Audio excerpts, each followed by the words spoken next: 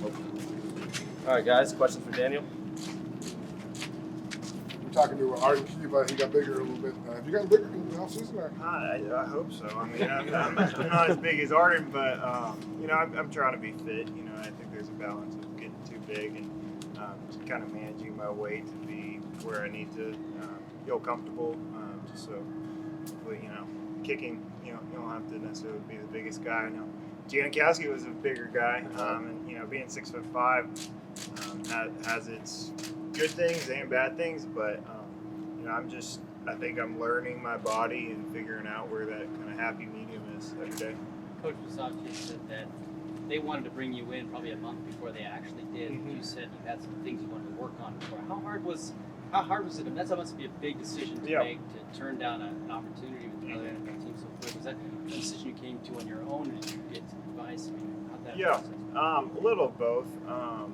Me and my agent obviously talked about it a good bit, but we just felt like at that time I could take a break, work on some things that I wanted to work on, because once you get into the season, you're just getting ready for Sunday. So it was nice to be able to step back, work on a couple little things, and then be able to, luckily this kind of circled around, and I was able to get a workout with him later. I knew an opportunity would come. Obviously, I didn't know where from, but I just wanted to make sure when that came, I was ready and would be ready for the rest of the season. So, had to pray about it and think about it. I kind of take a little chance that, you never know if the workout's going to come back around, but luckily it did, and Oakland's been a great fit for me. So hopefully just continue to grow from last season and continue to do that this season. What are the challenges of repeating your swing, so to speak, at 6'5"?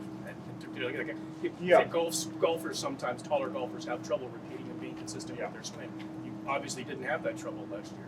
Yeah, it is a little more difficult. There's some bonuses to being tall. You have longer levers, and so you can get a little more force on the ball because you have a longer leg. But also you have longer legs, so a little degree off of my angles on my hip is going to be more off my foot. So you have to be that much more detailed and meticulous, and that's something I've learned over the years in college, and especially now being a pro.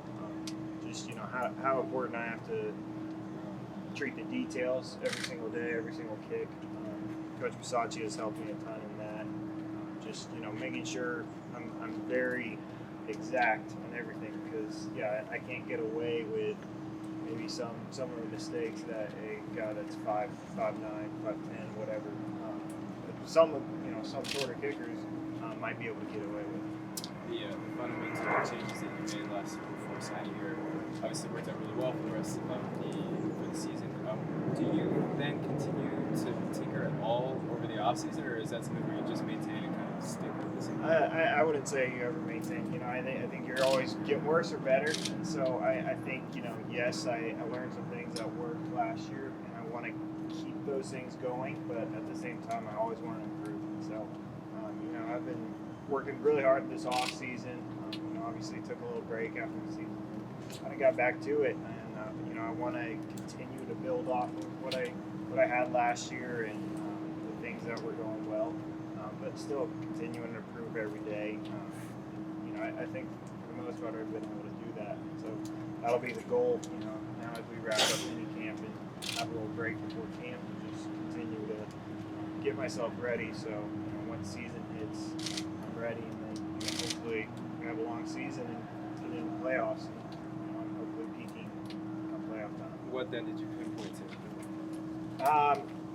There's a lot of things. I think some of it was the technical side. Some of it's the mental side. There's a lot of things, and like I talked about, being taller, you have to be very, very exact. And so continuing to be able to do that 9 out of 10 times, but now I'm hopefully going to be able to do it 99 out of 100 times, and so just trying to get better each and every day. So like you were talking about kicking, and sometimes even if you make a kick, it's not necessarily the kick you wanted. You missed one field goal last year. Did you hit all those the way you wanted, or some of those makes were they not what you wanted and they went through anyway? I would say definitely some of those makes were not perfect hits, and I think it's about not every kick's going to necessarily be perfect, but it's important that in games and in the season that you're not every kick has to be an A+ kick, but my B kicks, B- kicks are still going through.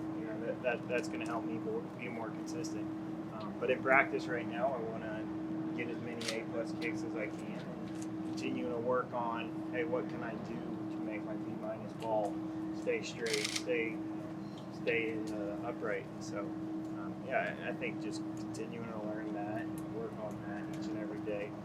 Sometimes, even kicks that I miss are decently hit balls. I just, didn't play the wind right or whatever.